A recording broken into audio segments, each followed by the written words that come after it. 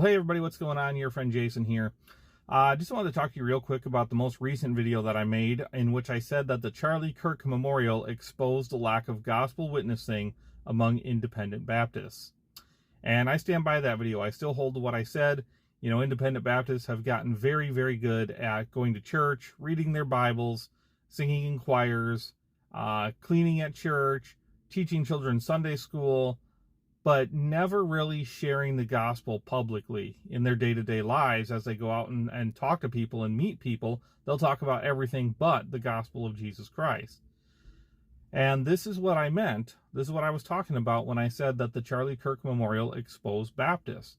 My whole point was that if some of those people who regularly compromise on the Bible can share Christ, then so can we. So can we. That was it. That was my whole point.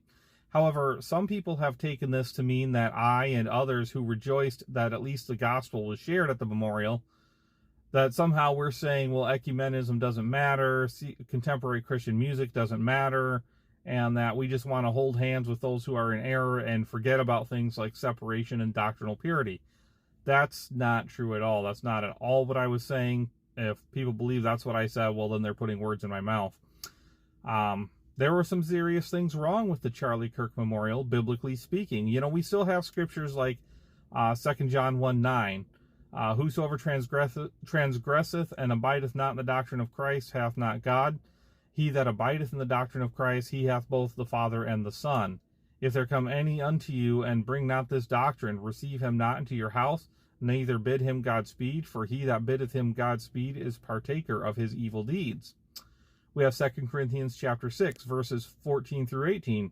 Be ye not unequally yoked together with unbelievers, for what fellowship hath righteousness with unrighteousness? And what communion hath light with darkness? And what concord hath Christ with Belial? Or what part hath he that believeth with an infidel? And what agreement hath the temple of God with idols? For ye are the temple of the living God. And then finally we have Ephesians chapter 4, verses 1 through 6, which states, I therefore, the prisoner of the Lord, beseech you that ye walk worthy of the vocation wherewith ye are called, with all lowliness and meekness, with longsuffering, forbearing one another in love, endeavoring to keep the unity of the Spirit in the bond of peace. There is one body and one Spirit, even as ye are called in one hope of your calling, one Lord, one faith, one baptism, one God and Father of all, who is above all and through all and in you all. So, listen, fidelity to the Word of God is a big deal. You know, we ought to read it, believe it, and obey it. In contemporary Christian music, like the kind that was at the memorial, contemporary Christian music doesn't do that, okay? It centers on emotional experiences rather than sound doctrine. Ecumenism doesn't do that, okay? It focuses on denominations and culture. It blurs the lines, or sometimes erases the lines altogether, the lines of separation between godliness and worldliness, or truth and error, or Christianity and politics. But I do want to note something else, okay? During the First Great Awakening, George Whitefield, who was a Methodist and had very strong Calvinistic leanings, he preached the gospel and people were saved. Some Baptists were upset by this. Some Baptists are still upset about this. Because he didn't preach how they thought he ought to preach, and he wasn't preaching the whole counsel of God, you know. But many of his converts later became Baptists, so much so that he complained that his newly hatched chickens were turning into ducks.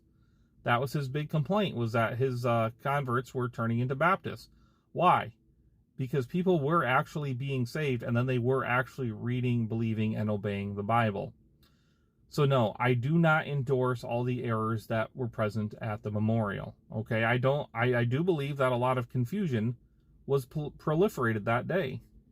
Sadly, people are going to follow a false version of Christ, one who can't even save them from hell, let alone from sin.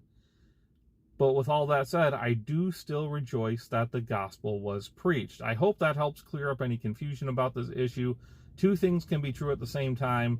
So yes, the Charlie Kirk Memorial exposed Baptists for our lack of integrity when it comes to witnessing publicly for Christ. But then I think also that the Bible has exposed the Charlie Kirk Memorial as an ecumenical movement. So that's that is what it is. You know, I'm not going to apologize for either one of those stands.